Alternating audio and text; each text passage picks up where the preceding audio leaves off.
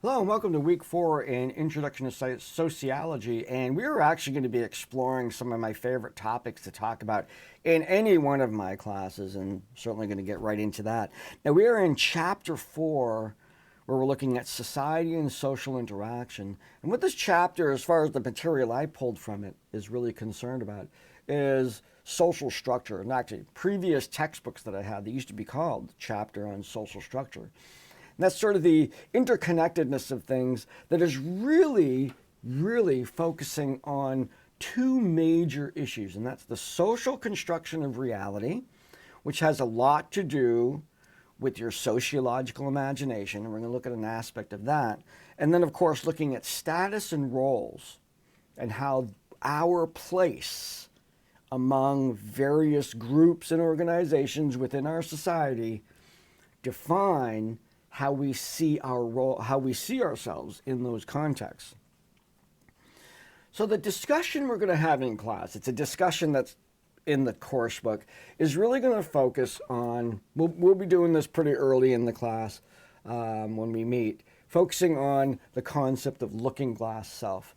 Now I'll explain looking glass self, but it really has a lot to do with the fact this theory comes along and says part of our way of developing a sense of who we are is socially influenced, but socially constructed by what I call a committee of individuals that we have selected to serve on our looking glass committee.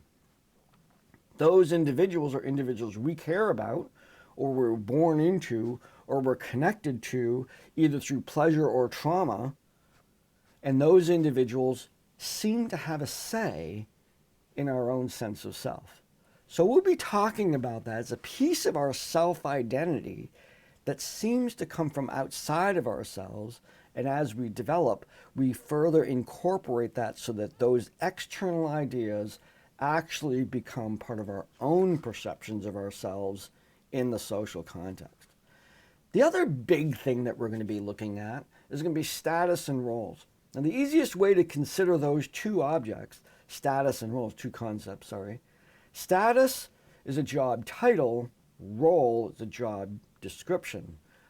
We all have multiple statuses, and each one of those statuses has a role, has a job description to it.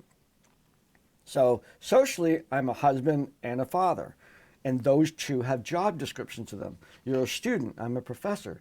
You're a member of your sewing club. Whatever it is, there's a job title and a job description, meaning status and role. Not only are we going to define those in class activity, but we're going to look at when sometimes they conflict with each other. Sometimes the role I have associated with one of my statuses is not lined up with the role I have in another status. For example, and I'll probably bring this up in class, there's one time I taught Intro to Psych and Intro to Soc, and my daughter was in the class. Now, so I have what is called a dual relationship.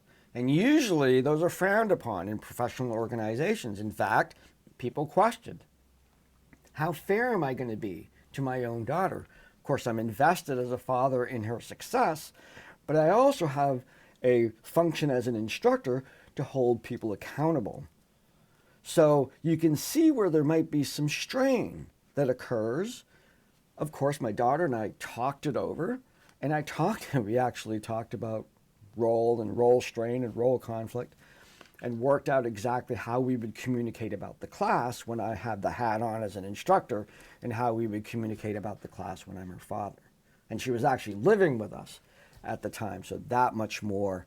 Now, that particular instant, there was no real reason why we couldn't negotiate those two things happening again, but it does produce a degree of strain when it's added stress, added conversations, something else I had to be aware of, increased my bandwidth.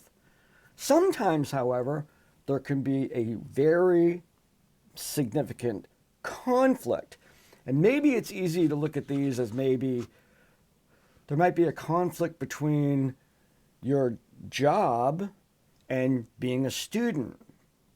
So your job demands time from you, and your schooling demands time from you. And sometimes, in fact, rarely can you do both of them at the same time.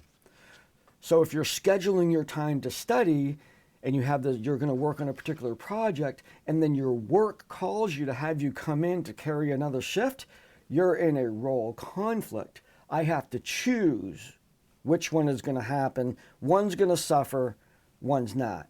And that's what we call a role conflict. So we're going to be playing around with these two ideas over our 2 days together. We're going to be looking at looking glass self, and then we're going to be looking at roles and statuses.